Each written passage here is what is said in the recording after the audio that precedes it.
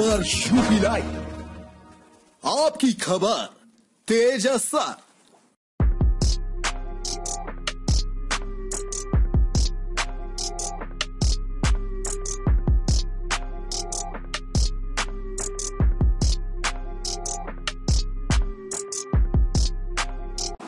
सालों से मदरसा शिक्षक शिक्षण का कार्य कर रहे हैं, मगर सरकार से उन्हें मिलने वाला मानदेय समय पर नहीं मिल पाता। 2 साल से मदरसा शिक्षक और उनका परिवार सैलरी न मिल पाने की वजह से भुखमरी की कगार पर पहुंच गए हैं, जिसको लेकर अखिल भारतीय मदरसा आधुनिक शिक्षक संघ के जिला अध्यक्ष मेहंदी हसन की अगुवाई में विभिन्न मांगों को लेकर प्रधानमंत्री महोदय और मुख्यमंत्री महोदय को संबोधित ज्ञापन जिला अधिकारी को सौंपा।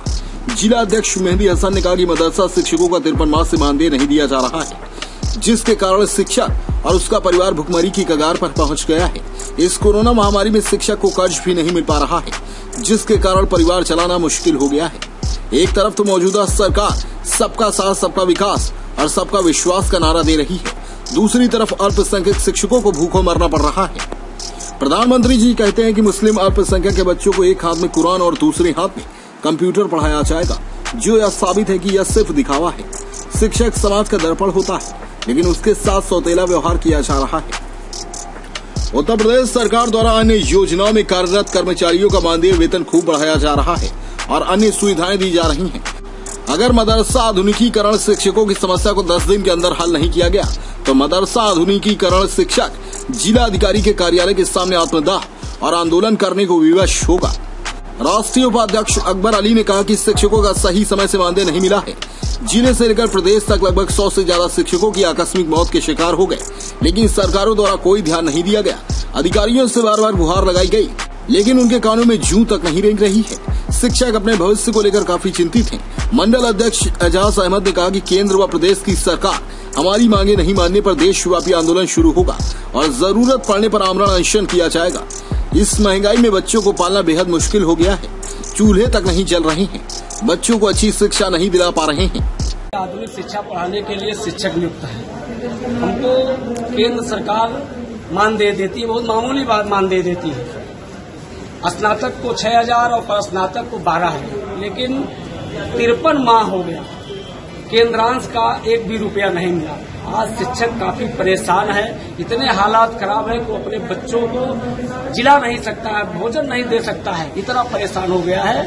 और रह गया है कि सभी लोग शिक्षक है, शिक्षक समाज का दर्पण होता है, राष्ट्र विकास के निर्माण करता माना गया है, लेकिन आज शिक्षकों के साथ इतना बड़ा सौतेलापन किया जा रहा है कि 53 माह एक मामूली मानदेय दिया जाता है। लेकिन हम लोग बार बार माननीय मुख्यमंत्री जी से, माननीय प्रधानमंत्री जी से, अल्पसंख्यक मंत्री स्टेट के और केंद्र के, फिर शिक्षा मंत्री से अपनी बात को रखा, ज्ञापन दिया और मुख्यमंत्री से मुलाकात भी हुई। उन्होंने कहा था कि 1 सप्ताह में आपका सब समस्या हल हो जाएगी। 6-7 महीने बीत गए, कुछ नहीं। आज हम लोग इतने परेशान हो गए कि हम लोगों के सामने जीविका चलाना दुश्वार हो गया है। तमाम शिक्षक हमारे अननेचुरल डेथ हो गया, मर गए। इस जिले पे भी 2 टीचर मरे, पूरे प्रदेश से सैकड़ों टीचर मर गए हैं। कोई दवा के अभाव में, कोई हार्ट अटैक के, कोई आत्महत्या कर लिया। इतने हालात खराब हैं, मामूली मानदेय मिलता है। अब ये चीज मसला एक सबसे बड़ा फंसा हुआ है।